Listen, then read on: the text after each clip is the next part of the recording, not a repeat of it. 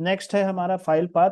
File path देखो कई तरह के होते हैं, जैसे मैंने बताया था कि जैसे हमें कोई इमेज का है, इमेज दिखाना हो तो फाइल पाथ में क्या होता है, इमेज एसआरसी, अगर हमें इमेज दिखाना है तो डायरेक्ट अगर हमारा जो हमारी जो इमेज है वो अगर सेम फोल्डर में है जहां पर हमारा एचटीएमएल पेज है, ठीक है, जहां पर हमारा एचटीएमएल पेज है अगर सेम फोल्डर में है तो हम डायरेक्ट लगा देंगे फाइल का नाम और एक्सटेंशन, डबल कोट में इमेज का टैग लगेगा। एसआरसी है हमारा एट्रीब्यूट करके जो प्रॉपर्टी और वैल्यू हो जाएगी पिक्चर। अगर वो उसमें किसी फोल्डर में है तो यहाँ पर हम फोल्डर दे देंगे उसी जगह पे। ठीक है, अगर आपका जो इमेज का है वो रूट में है, रूट का मतलब हो गया जैसे आप ऑनलाइन करते हो पब्लिक एचटीएमएल के अंदर, या जैसे ही डायरेक्ट आपने कोई फोल्डर खोला उसमें तो आप डबल स्लैश लगा देते हो इस तरह से। ठीक है, अगर बहुत सारे पीछे और भी फोल्डर हैं तो आप डबल डॉट लगा दोगे तो अपने आप वो पिक कर लेगा। ठीक है ना, the picture dot JPG file is located in the folder one level up from the current folder. जहां भी आपका फोल्डर है उससे एक लेवल अप में है तो आप इस तरह से भी डॉट डॉट लगा के कर सकते हो। ठीक है, अब देखो यहाँ पर HTML file path. HTML file path describe the location of file in a website folder structure, मतलब कि ये जैसे वेब पेज हो गया, इमेज हो गया, स्टाइल शीट, जावास्क्रिप्ट, ये जो होते हैं मेनली यही होते हैं जो हमें फाइल पाथ देना होता है। ठीक है ना, इसके बाद हम लोग क्या करते हैं, एक होता है एब्सोल्यूट पाथ जहां पर एग्जैक्ट आप देते हो यूआरएल जहां पे भी आपकी इमेज होती है, और उसके बाद अगर आपको अपने फोल्डर का देना है तो रिलेटिव फाइल पाथ। एक होता है एब्सोल्यूट और एक होता है रिलेटिव, पहले भी मैंने डिस्कस किया था। रिलेटिव क्या होता है, वो आपके ही फोल्डर के इर्द गिर्द जो पाथ होते हैं वही होता है, उसको रिलेटिव फाइल पाथ बोलते हैं। ये सब थ्योरेटिकल चीजें हैं, काम आपको जहां जरूरत पड़ेगी अपने हिसाब से लगा लोगे, लेकिन आपको नॉलेज होना चाहिए, ये इंटरव्यू में काम आते हैं, इसके अलावा कहीं काम आएंगे नहीं। ठीक है ना, in the following example the file path points to a file in the image folder located in the current folder या फोल्डर। यहाँ पर देखो ये फोल्डर बना है इमेजेस का, उसके अंदर पिक्चर डॉट जेपीजी है, तो इस तरह से आप लगा दोगे, इसको बोलेंगे रिलेटिव। रिलेटिव का मतलब हम उसी अपने ही इर्द गिर्द घूम रहे हैं। ठीक है ना, तो ये हो गया हमारा फाइल पाथ का। नेक्स्ट है हमारा हेड। हेड टैग, जैसे हम लोग जब HTML बनाते हैं तो हमने सबसे पहले हेड का मतलब सिर हो गया, तो सबसे ऊपर का जो पार्ट होता है, सारा दिमाग वाला जो हिसाब किताब होता है वो हेड के अंदर होता है।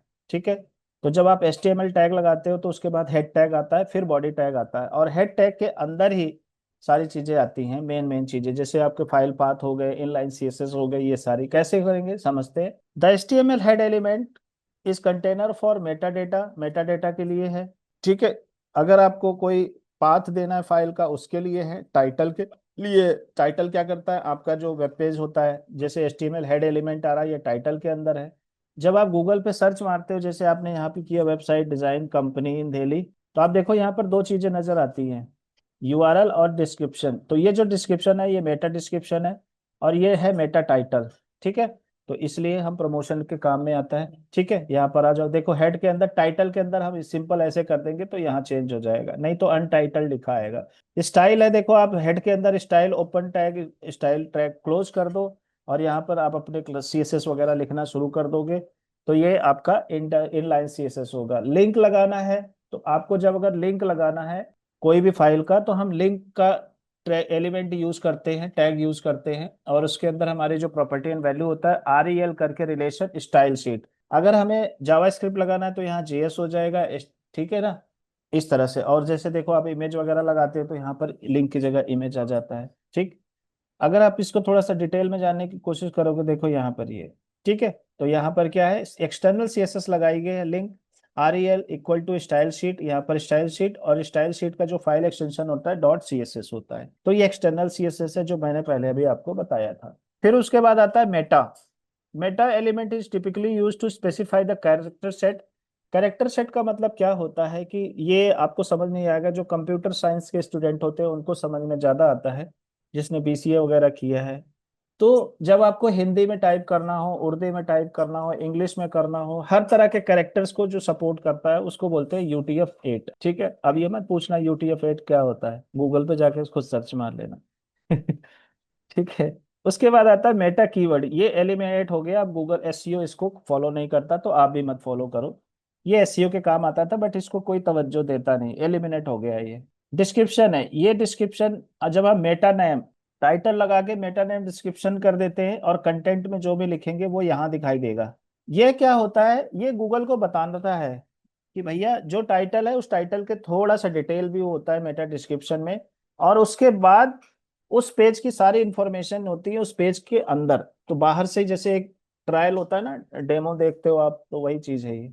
आप पहले टाइटल पढ़ते हो, टाइटल से फिर आप डिस्क्रिप्शन पढ़ते हो, इसमें समझ में आता है तब आप अंदर जाते हो, नहीं तो नहीं जाते। इसके बाद आता है ऑथर। आप जब कभी ब्लॉग लिखते हो, कोई चीज अगर आपको प्रमोशन करना है, जैसे आपने ब्लॉग लिखा या पेज बनाया, उसका ऑथर कौन है, तो आप यहाँ से डिसाइड कर लेते हो, तो गूगल को पता रहता है कि ये कंटेंट इस ऑथर ने बनाया। समझ गए आप।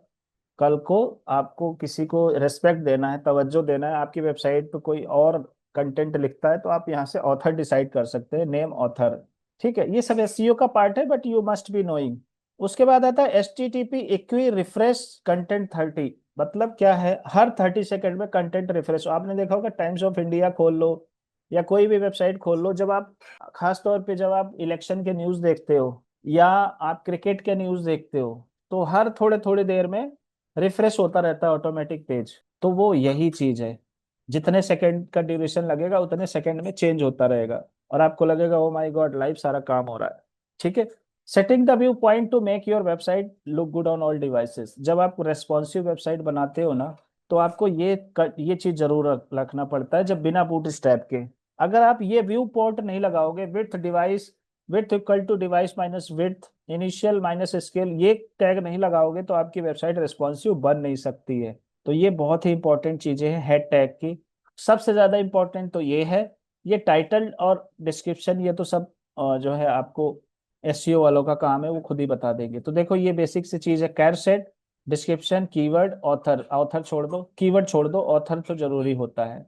जब setting view point, view port, the view port is the users visual area of web page, it varies the device. मतलब ये कुल मिला के, इन शॉर्ट, स्मॉलर स्क्रीन पे अलग दिखे, बड़े स्क्रीन पे अलग दिखे, टैब पे अलग दिखे, मोबाइल पे अलग दिखे, उसके लिए चीजें हैं। ये उसका एक पार्ट है। ठीक है, जब ये लगाओगे तभी, जब आप आगे मीडिया क्वेरी सीखोगे तभी वो काम करेगा, नहीं तो नहीं करेगा। ठीक है ना। तो यहाँ पे इनिशियली, इनिशियल स्केल कितना होगा, वो सारी चीजें जैसे, अगर आप व्यू पोर्ट लगाते हो तो आपका कंटेंट ऐसे दिखेगा, लेकिन नहीं लगाते हो तो ऐसे दिखेगा, और अगर लगा दोगे तो आपका कंटेंट ऐसे दिखेगा। Which one is better, this one और this one? Obviously the second one, because it is easily visible. Image and text easily visible and readable on small devices. Next, HTML script element. Script element is used to define client side JavaScript. तो client side का मतलब क्या होता है? एक होता है server side, एक होता है क्लाइंट साइड। जो हम लोग वेबसाइट पे देख रहे हैं, दैट इज क्लाइंट साइड। एक होता है सर्वर साइड, जो बैकएंड में होता है, जो डेटाबेस ड्रिवन होता है। तो जो सामने जावास्क्रिप्ट में कोई भी काम होता है, उसको बोलते हैं क्लाइंट साइड जावास्क्रिप्ट। तो हमने यहाँ स्क्रिप्ट लगाया, और इस जेएस में जो जो भी कंटेंट हम लिखेंगे, जो भी स्क्रिप्ट लिखेंगे, वो डिस्प्ले हो जाएगा। बेस है, इसको छोड़ दो, इसका कोई जरूरत नहीं है। तो ये आपके छोटे छोटे हेड टैग हैं, ये आप समझ लेना, स्टडी कर लेना नॉलेज के लिए, और ये काम आएंगे आपको। ठीक है। चलो नेक्स्ट करते हैं, लेआउट पे चलते हैं। चलो, तो अब जैसे ये बेसिक सा लेआउट है, जितना आपने ऊपर सीखा, इस तरह का लेआउट अगर आपको बनाना हो तो कैसे बनाएंगे, क्या क्या इसके सेक्शन है, इसको समझते हैं। हेडर है, साइड बार है, फुटर है। अब इसको समझते हैं। देखो, main main HTML layout element, सबसे पहले हेडर होता है, सबसे नीचे फुटर होता है, असाइड टैग लगता है, वैसे इसको साइड बार बोलते हैं। अगर HTML में बनाना तो इसको असाइड बोलते हैं। इसको लेफ्ट राइट कहीं भी लगा सकते हो। जहाँ पे कंटेंट होता है उसको सेक्शन बोलते हैं, और नीचे आर्टिकल होता है, नेविगेशन होता है। ये हेडर का पार्ट है। ये साइड, आर्टिकल और सेक्शन हर जगह अप्लाई नहीं होता, फिर भी समझ लो। हेडर डिफाइन है, हेडर फॉर डॉक्यूमेंट और सेक्शन। नेविगेशन के लिए नैव होता है, ये नैव बार होता है, नैव। सेक्शन जो होता है वो कंटेंट के लिए होता है। आर्टिकल होता है सेल्फ कंटेंट, कंटेंट जैसे ब्लॉग वगैरह का जो हमारा होता है, रेप्लिकेशन वगैरह। Aside content from content like side bar, define a footer for a document और अ सेक्शन। ठीक है, ये सब आपको पता ही है, बट फिर भी समझ लो। इसके बाद आ जाते हैं कि हमारा जो लेआउट बनाने का क्या क्या यूज होता है। एक होता है फ्रेमवर्क, एक होता है फ्लोट, और एक होता है फ्लेक्स, एक होता है ग्रिड। फ्रेमवर्क एलिमेंट हो गया, आप काम नहीं आता है। ठीक है, फ्लोट काम आता है, फ्लेक्स काम आता है, ग्रिड काम आता है, यही आजकल चल रहे हैं। ठीक है, इतना क्लियर है। नीचे चलते हैं। CSS फ्रेमवर्क क्या होता है? If you want to create your layout first, you can use CSS framework. ठीक है, जैसे W3 CSS, बूट स्ट्रैप। मैंने बोला था फ्रेमवर्क, भूल जाना, मुझे लगा था फ्रेम है। ये फ्रेमवर्क का मतलब होता है बूट स्ट्रैप और W3, इनके ना ऑलरेडी अपने CSS बने हुए होते हैं, आपको बस क्लास लगाना होता है, सब कुछ काम ऑटोमेटिक हो जाता है। तो सीएसएस फ्रेमवर्क उसको बोलते हैं। इसके बाद CSS float layout, it is common to do entire web layout using the CSS float. आपको बताया ही था हमने कि लेफ्ट राइट करने के लिए, ठीक है, लेआउट को चेंज करने के लिए। Float is easy to learn, you just need to remember how to float and clear properties. ठीक है, जैसे हमें ये चीज है, दो बॉक्स है, एक इधर एक इधर एक इधर है, तो इसमें फ्लोट लेफ्ट, इसमें फ्लोट राइट कर देंगे तो लेफ्ट में करेंगे तो लेफ्ट चला जाएगा, राइट में करेंगे तो राइट में चलेगा। जैसे इसको देखो, समझते हैं। सिंपल सा है, देखो यहाँ पर स्टाइल बनाया, देखो ये व्यू पोर्ट दिया गया है ताकि ये रेस्पॉन्सिव रहे। ठीक है ना, कैसे इसको समझते हैं थोड़ा सा, अभी नहीं इसमें समझ में। ये बॉडी वगैरह हमने बॉडी में फॉन्ट लगा दिया, पहले डिफाइन कर लिया भैया, एरियल, हेल्वेटिका, ये सारी चीजें हैं। हेडर है, बैकग्राउंड कलर, पैडिंग, ये सारा पहले डिसाइड कर लिया हेडर में। नेव का हमने पहले डिसाइड कर लिया, नेविगेशन कैसे बनेगा, ये वाला जो पार्ट है। ठीक है ना, देखो फ्लोट लेफ्ट किया है तो नेविगेशन का पार्ट लेफ्ट में आ गया। ठीक है ना, फ्लोट लेफ्ट, देखो आर्टिकल है तो यहाँ पर देखो आर्टिकल का कोई सेक्शन नहीं है, ये यही वाला पार्ट है, तो ये भी इसके बाद इसके लेफ्ट आ गया, तो लेफ्ट लेफ्ट हो गया दोनों। सेक्शन आफ्टर आया, मतलब बाद में आया सेक्शन। और फिर फूटर आ गया आपका। ठीक है, यहाँ देखो मीडिया क्वेरी लगाया हुआ है रेस्पॉन्सिव बनाने के लिए। अभी इतना आपको समझ नहीं आएगा, बट सिंपल समझो कि इसका मतलब क्या है। फ्लोट का तो मैंने आपको बता ही दिया। फ्लेक्स बॉक्स है जो आप उसमें यूज करते हो, तो जैसे आप फ्रेमवर्क यूज करते थे, डिव यूज करते थे, फ्लोट यूज करते थे, तो फ्लोट से भी आसान आ गया flex box. Use the flex box, ensure that elements behave predictively when the page layout must accommodate different screen size. Responsive बनाने के लिए हमें फ्लेक्स बॉक्स यूज करना होता है, ये हम सीएसएस में डिटेल में समझेंगे। ऐसे ही ग्रिड लेआउट, जब बॉक्स बॉक्स करके बनाना होता है, रो कॉलम, जो आपने एलिमेंटर में सीखा था, तो हम उसके जरिए बनाते हैं। तो ये हो गया हमारा layout. Responsive web design, responsive आप सबको पता है, जब हम अलग अलग डिवाइसेस के हिसाब से वेबसाइट बनाते हैं, so that is called responsive. Responsive web design is about creating web page that looks good on all devices. Looks good का मतलब ये नहीं होता कि सुंदर दिखेगा, लुक्स गुड का मतलब ये होता है कि रीडेबल हो, विजिबल हो। ऐसा नहीं कि बहुत बड़ी स्क्रीन हो तो बड़ा हो जाए, उतना ही रहे, छोटा सा दिखे, और जब छोटी स्क्रीन रहे तब भी छोटा सा दिखे, तो वो गंदा लगता है, जब पढ़ ही नहीं पाओगे तो उस वेबसाइट का मतलब क्या है। ठीक है, what is responsive web design, ये क्वेश्चन में पूछा जाएगा। Responsive web design is about using HTML and CSS to automatically resize hide, resize करना, हाइड करना, श्रिंक करना, एनलार्ज करना, सिकोड़ना और बड़ा करना, a website to make a look good on all devices, desktop, tablet, phone. मतलब आप जिस भी उसमें जाएं और जैसे आप देखना चाहें, अगर आपको दिखता है तो इसका मतलब है कि ये रेस्पॉन्सिव वेबसाइट है। रेस्पॉन्सिव वेबसाइट में मेटा में हमें व्यू पोर्ट लगाना होता है, ये देखो मैंने आपको बताया था, ये जरूरी होता है, बिना इसके गुजारा नहीं होगा। ये देखो यहाँ पर मैंने पहले इसको गाइड किया भी था। रेस्पॉन्सिव इमेज आप बना सकते हो कि छोटे स्क्रीन पे आपको अलग दिखे, बड़े स्क्रीन पे अलग दिखे। देखो ये 100% विड्थ है, ठीक है, लेकिन अगर हम इसको चाहे मैक्स विड्थ लगा सकते हैं, तो हम इसको देखो यहाँ पे लगा दिया हाइट, सेट कर दिया ऑटो। ऑटो अपने आप वो कम ज्यादा होता रहेगा, और यहाँ पर हम लोग मैक्स विड्थ कर दिया 50%, तो स्क्रीन के हिसाब से एडजस्ट कर लेगा। आप पिक्चर की क्लास लगा सकते हो। रिस्पॉन्सिव टेक्स्ट कर सकते हो, देखो रिस्पॉन्सिव टेक्स्ट करने के लिए कि हम VW यूनिट लगाते थे, पहले हम लोग PX लगाते थे ना, PX पिक्सल के लिए, जैसे 10 px, 20 px, इस तरह से। तो इसमें हम लोग क्या करते हैं, VW लगाते हैं, जिसको बोलते हैं व्यू पोर्ट। तो इसका संबंध सीधा यहाँ से है, जो आपने टैग लगाना सीखा था अभी, कहाँ गया, ये आ गया, ये यहाँ पर VW व्यू पोर्ट लिखा है ना, इसीलिए। तो हम लोग यहाँ पर PX नहीं यूज करेंगे, VW यूज करेंगे। उसके हिसाब से फोन साइज हमारा कम ज्यादा होगा, मतलब बड़े स्क्रीन पे बड़ा हो जाएगा, छोटी स्क्रीन पे छोटा हो जाएगा, भद्दा नहीं लगेगा। ठीक है ना। अभी देखो, ये देखो यहाँ से, ये देख कहाँ गया, ये देख, तो यही है ना, देखो ये छोटा हो गया, अब मैं इसको बड़ा करता हूँ, देखो ये बड़ा हो रहा है। कहाँ गया भाई, ये देखो बड़ा हो गया। तो इस ये व्यू पोर्ट का कमाल है, VW, PX की जगह पे VW, देखो यहाँ पर है ना, फोन साइज 10 VW। अगर 10 PX कर देते तो ये कुछ नहीं होता, तो VW लगाते ही ये छोटा बड़ा हो जाता है अपने आप। अभी सीधा सा एग्जांपल मैं आपको दिखाता हूँ, यहाँ पर आज ही हमने ये, अभी ये प्रॉब्लम हमने फेस किया। जैसे एक वेबसाइट हमने बनाई, देखो ये, तो इसमें क्या था, ये वाला चीज है, ये टेक्स्ट है। कस्टमर के पास बहुत बड़ा मॉनिटर था, तो उसके पास ये बहुत छोटा दिख रहा था, तो कस्टमर बोला भाई ऐसे नहीं देख रहे हो, मैं कस्ट माइनस प्लस करता जा रहा हूँ लेकिन ये वहीं का वहीं है। तो ये वी पोर्ट लगा हुआ है, देखो ये यहाँ पर है।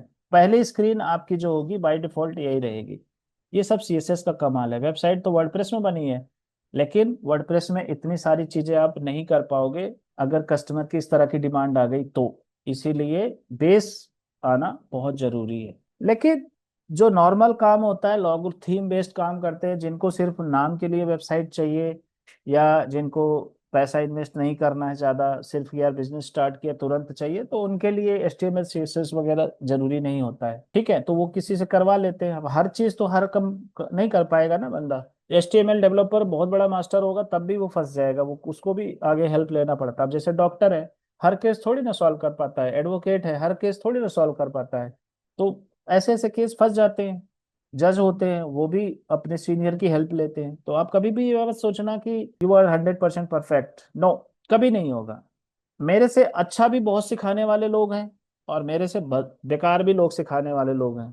मैंने बहुत सारे कोर्स लिए हैं।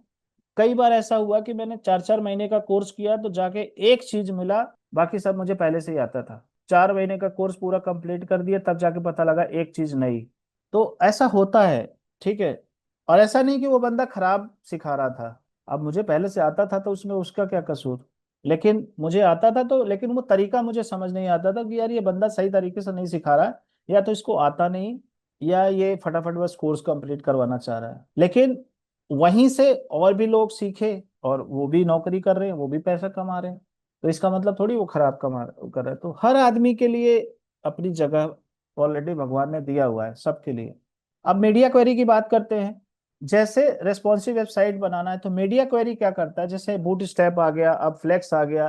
तो इसी तरह से मीडिया क्वेरी है। मीडिया क्वेरी क्या है, ये हमारी अपनी हाथ की चीज है। हम चाहें जिस स्क्रीन पर, जिस साइज में, जिसको हम जैसे कर लेते हैं, किसी भी कोड के गुलाम नहीं है, चाहे फ्लेक्स हो चाहे बूट स्टैप हो। ठीक है, यही चीज हम सबको सिखाते हैं, और यही सीखना पसंद करते हैं कि हम किसी भी चीज के मोहताज ना हो। हमारे पास पूरी आजादी होनी चाहिए, हम अपनी गाड़ी का हैंडल खुद से इधर उधर कर सके। तो मीडिया क्वेरी यही परमिशन देता है। और वर्डप्रेस में भी मीडिया क्वेरी काम आती है। जब रेस्पॉन्सिव वेबसाइट आप बनाते हो, हर काम एलिमेंटर से नहीं होता है, तो आपको मीडिया क्वेरी का सहारा लेना पड़ेगा। कस्टमर कुछ भी पूछ सकता है, कहीं से भी पूछ सकता है, उसके दिमाग का कुछ पता नहीं है।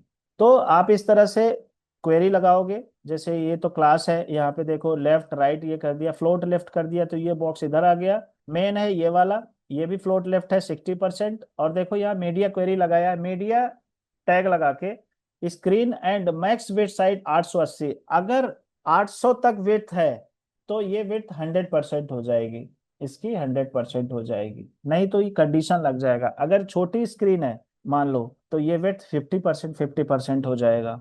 ऐसे आप अलग अलग स्क्रीन पे, मीडिया स्क्रीन के जरिए, ये जो कंडीशन है ना, ये कंडीशन है एक्चुअली, इफ एल्स की कंडीशन है। अगर 1200 की स्क्रीन साइज है तब क्या होगा, 800 का स्क्रीन साइज है तो क्या होगा, अगर 300 का स्क्रीन साइज है तो क्या होगा। उस हिसाब से ये मैनेज किया जाता है। कई बार जैसे कि कंप्यूटर पे आपको ये तीन एक साथ दिखेंगे, लेकिन अगर 200 का स्क्रीन साइज होगा तो ये सारे 100% 100% 100% हो जाएंगे। ठीक है। तो देखो इसने बताया कि अगर आपका 800 मैक्सिमम विड्थ है तो ये सारी चीजें 100% हो जाएंगी, लेफ्ट मेन राइट, ये जो ये 20% 60% है ना, ये अपने आप। अब इसको समझो। Responsive web design full example ये दिया हुआ है, इस तरह से आप इसको प्रैक्टिस कर सकते हैं। मीडिया क्वेरी हमेशा लास्ट में लगाया जाता है, नीचे। अब बूट स्ट्रैप फ्रेमवर्क है, देखो यहाँ पर क्या होता है, व्यू पोर्ट तो आप लगाओगे, यूटीएफ लगाओगे। बूट स्ट्रैप वो क्या करता है, वो अपनी सीएसएस दे देता है। देखो ये एब्सोल्यूट यूआरएल सीएसएस का पाथ दे दिया। उसने बोला भाई मैं ना सारे सीएसएस वगैरह लिख के दे रहा हूँ, बस तुम्हें लगाना है। ऐसे देखो ये कंटेनर फ्लूइड ये सब लगाना है, अपने आप सारा काम हो जाएगा। देखो यहाँ पर जाके, ये देखो यहाँ पर सीएसएस कोई फालतू लिखी नहीं गई है, ये एक बूट स्टैप का खुद का अपना सीएसएस है। तो बूट स्टैप में क्या होता है, बस आप बटन का टैग लगाओ, बटन लग जाएगा। जैसे एलिमेंटर है ना, वैसे शॉर्टकट रूप है बूट स्टैप। लेकिन उसको भी कस्टमर नहीं एक्सेप्ट करता, वो कहता भाई मेरे को ऐसे नहीं चाहिए, मेरे को तो जो मैं कह रहा हूँ ना वो चाहिए। ठीक है। तो इस तरह से हम फ्रेमवर्क यूज करते हैं। कंप्यूटर कोड है छोड़ दो, सिमेंटिक छोड़ दो, स्टाइल गाइड समझ पे आते हैं। स्टाइल गाइड में भी क्या है, जैसे देखो एक डॉक्यूमेंट टाइप जब हमें ये सिर्फ अपनी जानकारी के लिए होता है, बताने के लिए कौन सा कोड है। हमेशा देखो जब हम टैग लगाते हैं तो इस तरह से आपको ध्यान रखना है, जो टैग होते हैं हमेशा स्मॉल लेटर में होते हैं। अगर आप कैपिटल में करते हो तो ये बैड माना जाएगा। जितने भी HTML के एलिमेंट्स होते हैं वो सारे स्मॉल लेटर में लिखे जाते हैं, कैपिटल में कभी नहीं होता, और जो ओपन होगा वो क्लोज होगा। देखो इसमें क्लोज नहीं है इसलिए बैड है, और जिसमें के, तो ये बात ध्यान रखना। तो इसका तरीका क्या होता है, जब भी आप ओपन करो टैग को तुरंत क्लोज कर दो, फिर उसके अंदर पीछे आके फिर काम करो आप। ठीक है। जितने एट्रीब्यूट होते हैं सारे लोअर केस में होते हैं, देखो इस तरह से होते हैं। ये नहीं कि HREF जो है आप कैपिटल लेटर में कर दो, टैग स्मॉल लेटर में होगा और एट्रीब्यूट भी आपका स्मॉल लेटर में ही होगा। ठीक है। ऑलवेज कोट एट्रीब्यूट वैल्यूज जो भी हैं, इसमें जितने भी आपके वैल्यूज हैं ये सब भी स्मॉल लेटर में आएंगे, कैपिटल लेटर में नहीं आएंगे। और ये जो एट्रीब्यूट्स होते हैं ये डबल कोट में आते हैं, ध्यान रखना है ना। ठीक है ना। ये चीजें, ये देखो इस तरह से कभी भी नहीं होगा। यहाँ पे देखो अपने आप एरर आ जाएगा, फिर आप ढूंढते रहोगे। ठीक है। Always specify all tag width and height for image. जब भी आप इमेज लगाओ तो ऑल्ट जरूर लगा दो, ये गूगल के लिए काम आता है, या यूजर को भी पता लग जाता है कि व्हाट इज ऑल अबाउट। जैसे आप माउस ओवर करते तो इसके नीचे जहाँ पे हाथ आ रहा है इसके नीचे टूल टिप आ जाता है, आपने देखा होगा अक्सर। ये देखो हाउ टू आ गया ना, तो ये इसमें ऑल्ट नहीं है, इसमें टाइटल टैग लगा हुआ है। लेकिन जब आप इमेज पे माउस ओवर करते हो तो ऐसे आ जाता है नीचे खुल के, तो इसको ऑल्ट टैग बोलते हैं। ये एसईओ के लिए बहुत इंपॉर्टेंट होता है। साथ के साथ आपको स्टाइल में देखे विड्थ, इमेज विड्थ हाइट देना होता है, ताकि अगर आपको जितनी जरूरत हो वहां पर वो चीज उतनी दिखाई दे। ठीक है ना।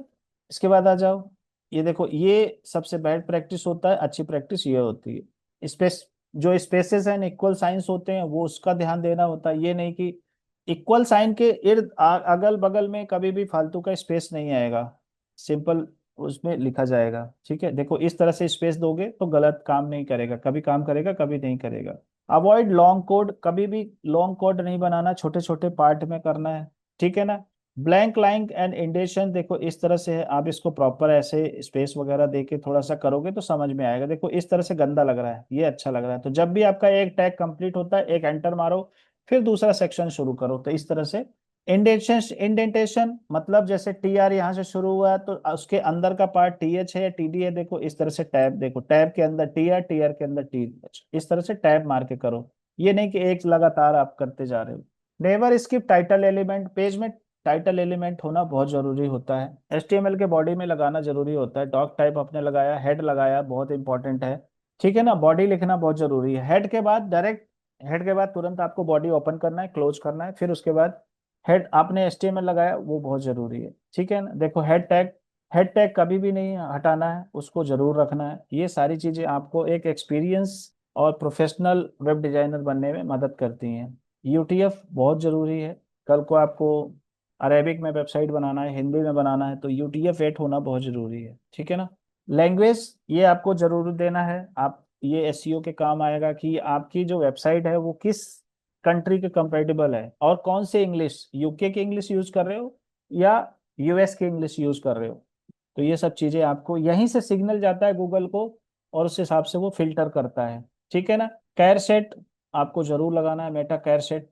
ठीक है ना। UTF-8 वो आपको बता ही दिया। व्यू पोर्ट जरूर लगाना है, तभी आपको रेस्पॉन्सिव वेबसाइट बनेगी, नहीं तो नहीं बनेगी।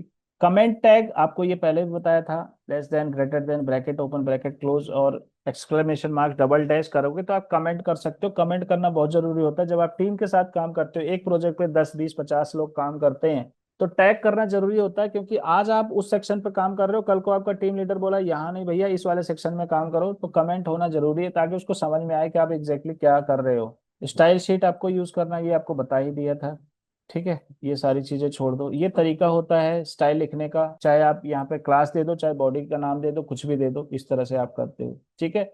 जावा स्क्रिप्ट दिखाने के लिए स्क्रिप्ट SRC, यहाँ से आप इस तरह से करोगे, बाकी जैसे जैसे होगा। तो ये बेसिक हो गया आपकी चीजें। एंटिटीज है इसको छोड़ दो, कोई मतलब नहीं है। सिंबल्स है, अगर आपको सिंबल्स वगैरह यूज करना है तो आप यूज कर सकते हैं, ये आपको गूगल पे मिल जाएंगे, इसको रटने की जरूरत नहीं है। ठीक है। इमोजीज है, ये भी आपको गूगल से मिल जाएंगे, आप इस तरह से कोड मिल जाएंगे, वहां से कॉपी मारो और इमोजी लगा लो। कैर सेट है, ठीक है, इसमें मेटा UTF-8 18। ठीक है। ये SCI है, ये कंप्यूटर साइंस के स्टूडेंट जल्दी समझ पाएंगे। अपन तो क्या करते हैं भैया, जहाँ जरूरत है वहां पे लगा दिया, काम होना चाहिए, ज्यादा दिमाग नहीं लगाते, डेप्थ में नहीं जाते। ठीक है। इसको छोड़ दो, इसका कोई मतलब नहीं है, इसका भी कोई अभी आपको समझने का कोई मतलब नहीं है। XML, XHTML, HTML। ठीक है। जब जरूरत होगा, जब आप XML समझोगे तभी XHTML समझोगे, इसमें भी अभी आपको इतना दिमाग लगाना नहीं। कल की क्लास में हम लोग फॉर्म बनाएंगे और हमारा HTML का पार्ट कंप्लीट हो जाएगा, जितना हमें चाहिए। होने को तो बहुत सारी चीजें हैं, लेकिन जितना चाहिए वो एनफ है। ठीक है, एनफ से भी एनफ है। कल हम लोग ये फॉर्म बनाएंगे कि भाई इनपुट फील्ड वगैरह कैसे होगा, सबमिट का फॉर्म कैसे होता है, टेक्स्ट रेडियो, ये सब चीजें जो आप कॉन्टैक्ट फॉर्म 7 में बनाते थे ऑटोमेटिक प्लगइन के जरिए, वो उसका निजात कहाँ से हुआ? वो यहीं से हुआ। कल को आपको HTML में बनाना हुआ फॉर्म, तो कैसे बनाओगे? तो वो आप सारा कल बेसिक चीज समझोगे, उसका फाउंडेशन चीज क्या होता है, कैसे काम करता है। ठीक है ना?